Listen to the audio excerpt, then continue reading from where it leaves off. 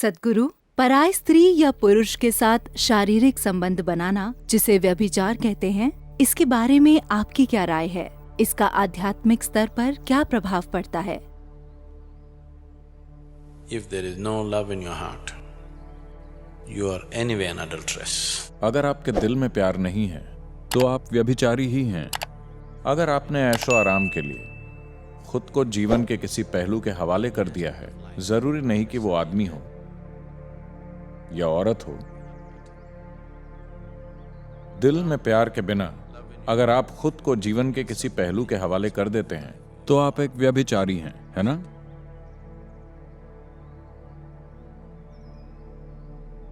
तो क्या मैं व्यभिचार के खिलाफ हूं? हाँ, उस मायने में हाँ, हर पहलू के साथ।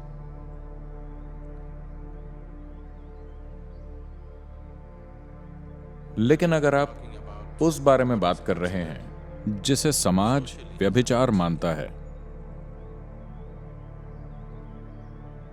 तो ये उस व्यक्ति पर है, और जो भी काम आप करते हैं उसका एक नतीजा होता है।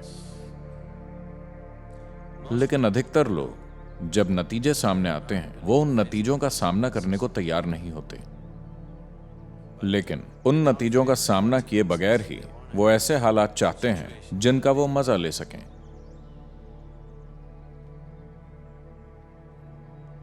फिर Anybody who is not willing कोई भी इंसान जो अपने किए हुए कामों के नतीजों को खुशी खुशी स्वीकार करने को तैयार नहीं है, वो बस एक मूर्ख है।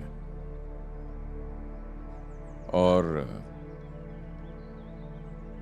a fool is somebody मूर्ख वो होता है जो अपने ही खिलाफ काम करता है,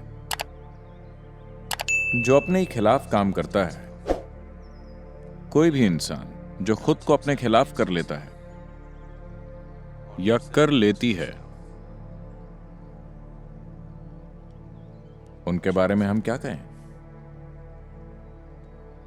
तो अपने कामों के जरिए अगर आप खुद को अपने खिलाफ कर रहे हैं, because you do things क्योंकि आप बिना सोचे चीजें करते हैं, आप चीजें चुनाव से नहीं कर रहे, आप चीजें बिना सोचे सिर्फ इसलिए कर रहे हैं क्योंकि आप अपने शरीर के या भावनाओं के एक पहलू के आगे झुक गए हैं, तब यह निश्चित रूप से ठीक नहीं है, क्योंकि आप अपने लिए तकलीफ पैदा करेंगे। कोई भी चीज जो किसी इंसान के लिए तकलीफ लाती है, खासकर उसके खुद के लिए, क्या वो ठीक है? कोई इंसान जो खुद के लिए दुख और तकलीफ को न्योता देता है, वजह चाहे जो भी हो, उसका कोई तुक नहीं है। मैं किसी चीज के खिलाफ या पक्ष में नहीं हूं। मैं चाहता हूं कि आप समझदारी से जिएं। जिसमें भी आपको सबसे ज्यादा समझदारी लगे, आपको वही करना चाहिए।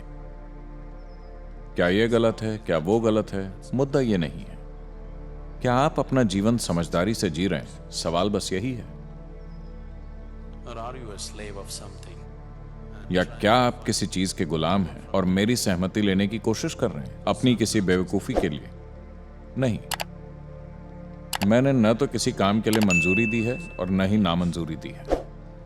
As long जब तक आप उस बारे में समझदारी से बर्ताव कर रहे हैं जो आप कर रहे हैं। नासमझी भरा जीवन पाप है ना? अगर आप समझदारी से जीते हैं, इस तरह से कि ईश्वर भी आप पर गर्व करे, तो ठीक है। if you've just given into अगर आप बस झुक गए हैं अपने शरीर के या भावनाओं के या मन के तरीकों के आगे और अपने ही खिलाफ काम कर रहे हैं, तो यह समझदारी नहीं है।